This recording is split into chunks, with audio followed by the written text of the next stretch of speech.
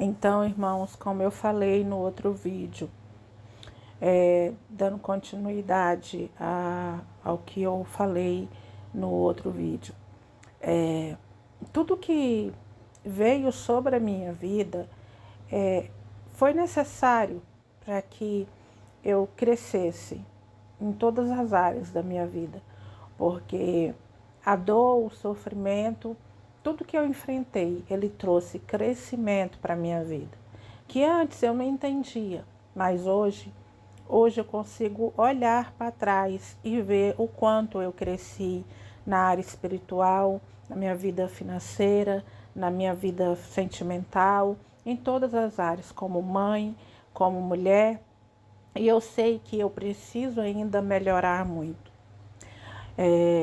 Mas vamos dar continuidade aqui ao meu relato. Irmãos, quando foi 2016, o meu esposo, a gente congregava na igreja e ele sempre foi um bom pai, um bom marido. Eu não tinha reclamações, sabe, para falar do meu marido. Ele era um marido, assim, muito esforçado, trabalhava muito para dar o melhor para nós e um pai super dedicado. Quando ele viajava, que às vezes ele precisava trabalhar pelo trabalho dele viajar, mas quando ele viajava, ele não conseguia ficar muito tempo longe de casa, ele ligava, fazia chamada de vídeo, ele sempre falava que estava com muitas saudades. A família dele, quando ele ia para lá, a minha cunhada, a irmã dele, sempre falava que, nossa, esse homem é bobo pela família, de tanto que ele fala da família. O tempo que ele ficava longe da gente, ele sentia muito a nossa falta. Então, eu nunca imaginaria que aquele homem dedicado um dia pudesse se transformar no que ele se transformou. O meu marido era aquele homem que buscava Deus até mais do que eu. O meu marido, ele levantava de madrugada, ele ajoelhava no pé da cama, ele orava, ele buscava o Senhor, ele lia a palavra. Na hora das refeições, às vezes eu e as meninas a gente não orava, mas ele não se alimentava sem antes orar. Seja café da manhã, almoço, ele sempre apresentava a Deus a alimentação. Então, talvez a gente olhe para essa situação, né, e imagina, nunca vai imaginar as pessoas que conheciam a gente do nosso convívio, quando tudo aconteceu, quando veio tudo à tona, as pessoas não acreditavam, porque as pessoas via como que ele era apaixonado pela família dele. As pessoas via como ele se dedicava a nós, sabe? A maneira que ele me tratava, a maneira que ele tratava as nossas filhas. Mas enfim, irmãos, o diabo, ele tá aí para fazer o trabalho dele, ele faz e faz bem feito. E infelizmente, muitas vezes a gente está dentro da igreja e a gente não faz o nosso papel, que é ser fiel ao Senhor em todo tempo, buscar o Senhor e vigiar em todo tempo, não confiar na aparência, não confiar, como eu falei aqui, que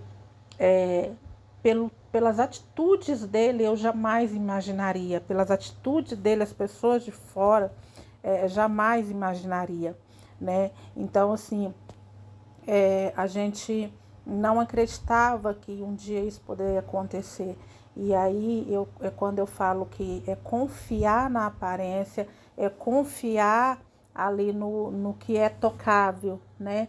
E isso serve também para hoje, que às vezes a gente olha do lado de lá e vê o cônjuge com outra pessoa. Às vezes você olha nas redes sociais e vê a pessoa ali toda feliz, né? E imagina que aquilo ali é real, né?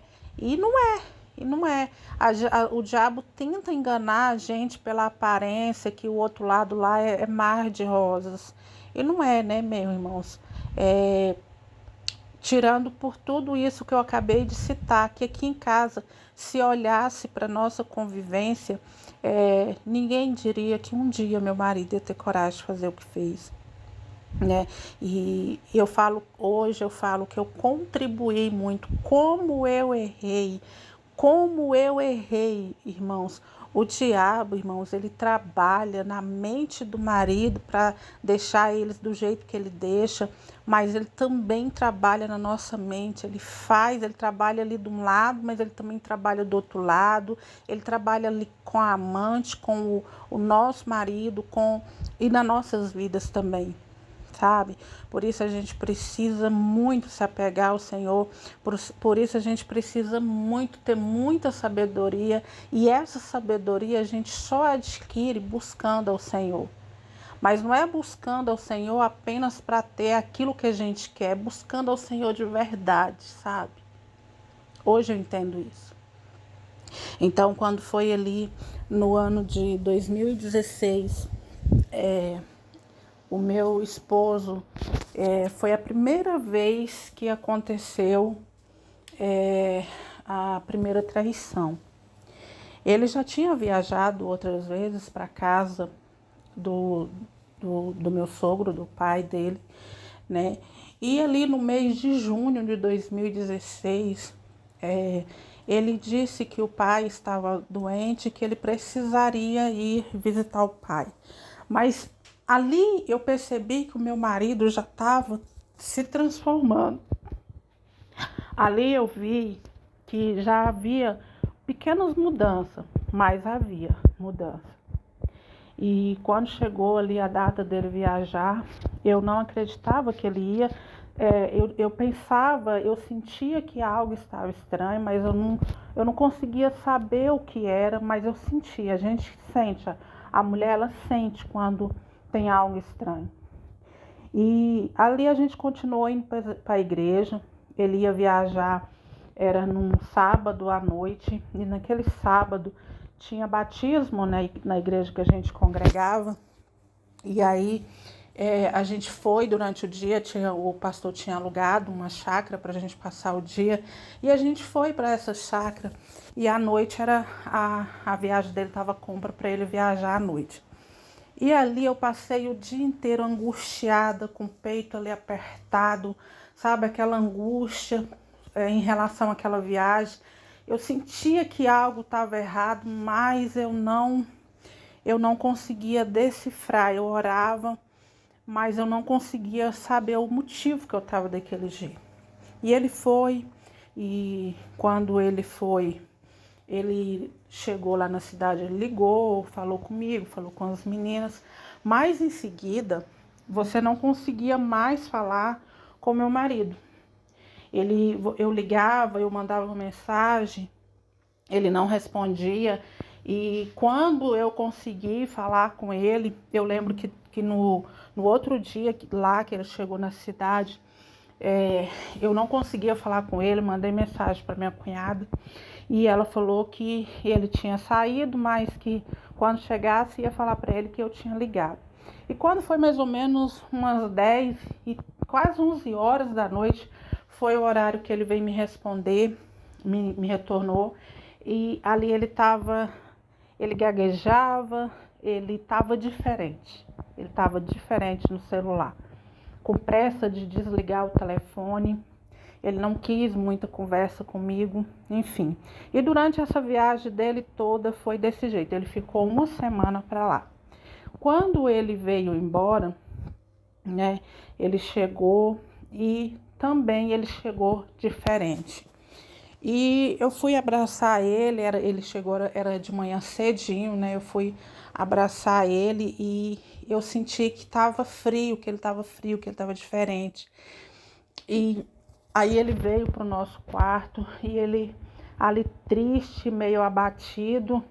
E eu não sei, não me lembro, me recordo agora o que aconteceu, mas teve uma hora que eu peguei o celular dele. O celular tocou e eu peguei. E ele estava deitado, né? Virado para a parede assim. E o celular tocou e eu peguei. E ele também não se importou, porque ele não se importava de eu pegar o celular, né? E quando eu abri A mensagem chegou já de uma mulher falando que como que ele tinha coragem de fazer aquilo com ela. E aí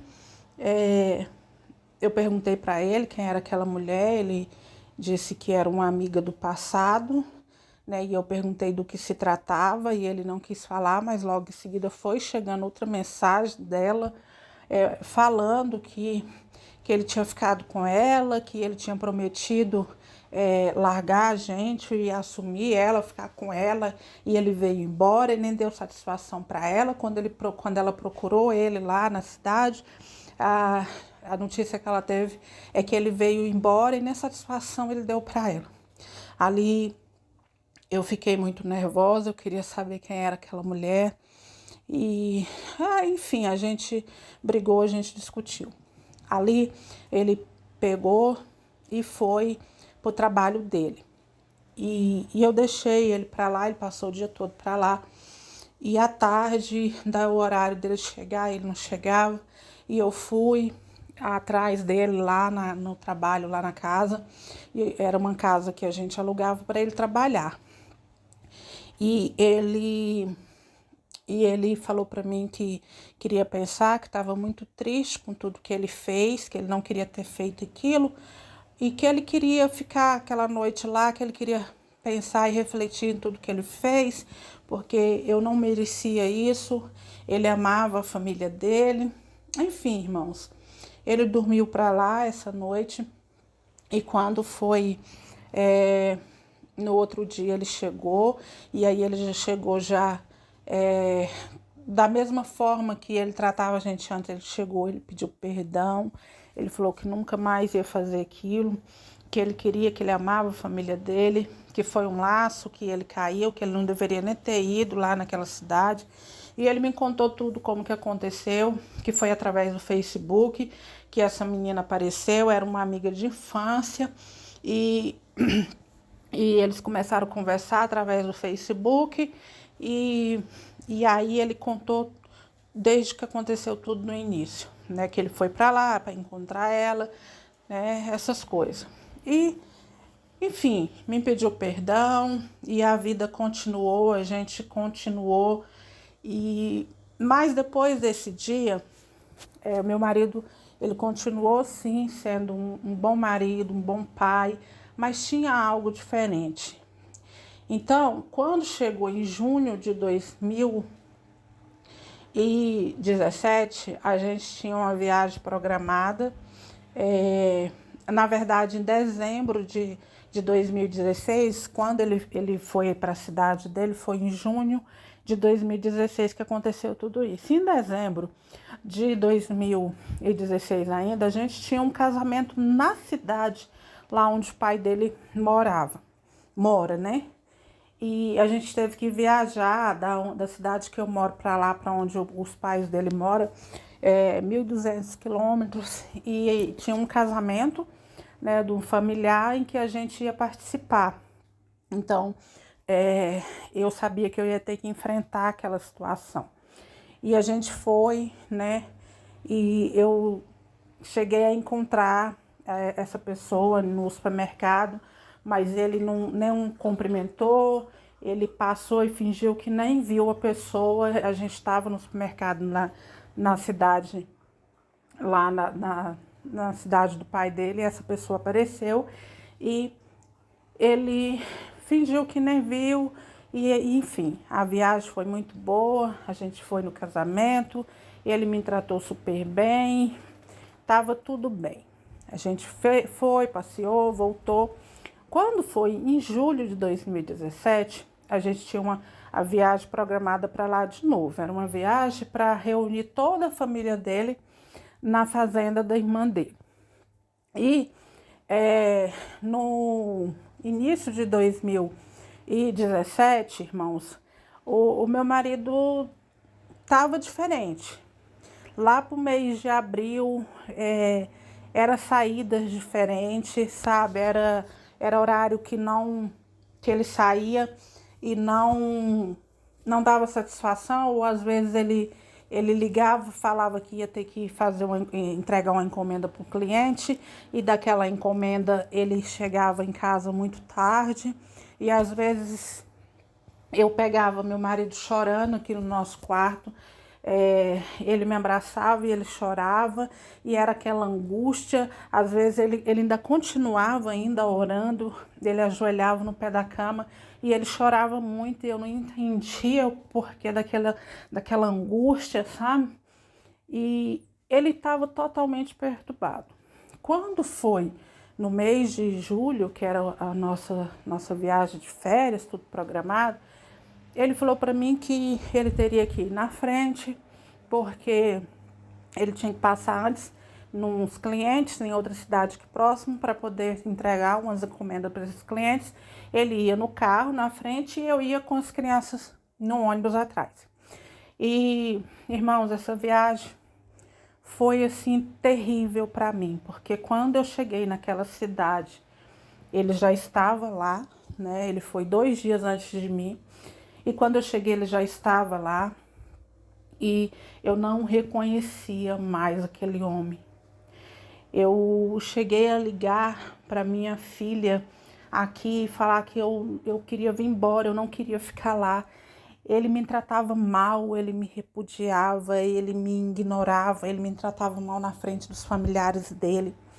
E eu lembro que a gente chegou lá na cidade, a gente ficou uma semana nessa cidade, e depois a gente ia reunir todos os familiares lá dessa cidade para continuar a viagem e ir para a fazenda onde estava marcado o encontro com a mãe dele, que os pais dele são separados, e as outras irmãs estariam nessa fazenda para a gente se encontrar. E foi terrível essa viagem. Ele chegou em um momento em mim lá e falou que ele não queria que eu fosse para essa viagem encontrar a família dele. E foi muito difícil, irmãos. Eu lembro que eu cheguei a arrumar as malas para voltar, e ele ali muito confuso. Uma hora ele não queria que eu fosse, outra hora ele pedia desculpa e falava que queria que eu fosse. E no final de tudo, acabou a viagem, a gente veio embora, e a situação só piorou quando chegou aqui. Cada dia que passava, piorava mais. Eu não reconhecia mais aquele homem. Ele fazia tudo o que eu nunca imaginava que ele ia fazer, ele fazia. Chegou ao ponto que ele não queria ir mais para a igreja. A gente era líderes de casais na igreja que a gente congregava. E ele não queria ir mais, ele não ia, eu ia sozinha, e ali eu tentando esconder dos irmãos o que estava acontecendo. Eu ficava ali tentando contornar a situação, mas cada dia que passava estava mais difícil, né? Ele começou a sair e chegar e não dar satisfação. As brigas eram muito intensas, e foi quando eu falei que chegou dezembro de 2017, dia 31 de dezembro de 2017.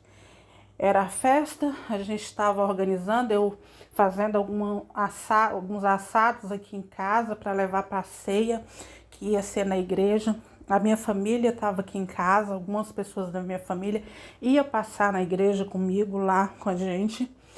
E ele totalmente diferente. E naquele dia 31, era mais ou menos umas 3 horas da tarde, ele chegou da rua e ele me chamou lá no quarto, e ele me abraçou e falou que queria falar comigo. E ele confessou que tinha me traído. Ele confessou, ele chorou muito nessa hora. Eu também, eu perdi o chão, e foi terrível. E ali ele me abraçou, e ele me abraçava ali muito forte. Mas ali ele estava confessando porque ele queria sair, ele queria ir embora de casa. E aí eu pedi para ele que aquela noite era a noite da gente passar junto na igreja. E a gente foi para a igreja, né? Ele falou que ia sair no outro dia. E ali na igreja ele nem conseguia ficar dentro da igreja. Ele saía todo o tempo. Durante a manhã, antes dele confessar para mim, ele já tinha ido na casa dos nossos pastores e tinha confessado para os nossos pastores. e os nossos pastores já sabiam. Ali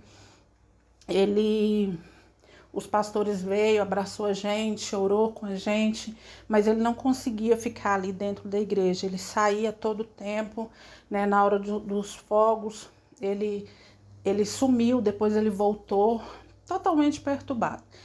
Quando foi no dia primeiro, todo dia primeiro é almoço na casa da minha família, eu achei que ele nem ia mais dormir aqui em casa, porque ele falou que ia sair, mas ele dormiu, né? E quando foi no outro dia cedo, ele foi comigo para casa da minha família, e quando chegou de tarde, ele deixou a gente aqui em casa, pegou as coisas dele, algumas coisas, e foi para o trabalho dele. E quando ele foi pro trabalho dele, ele ficou naquela de ele ia, ele vinha, ele chorava, ele tinha dia que chegava, ajoelhava, segurava nas minhas pernas assim, pedia, me ajuda, pelo amor de Deus, eu não quero perder vocês, eu não quero perder a minha família. Mas ele não me ouvia. Ele pedia ajuda, mas quando eu ia falar, era só briga, ele não aceitava.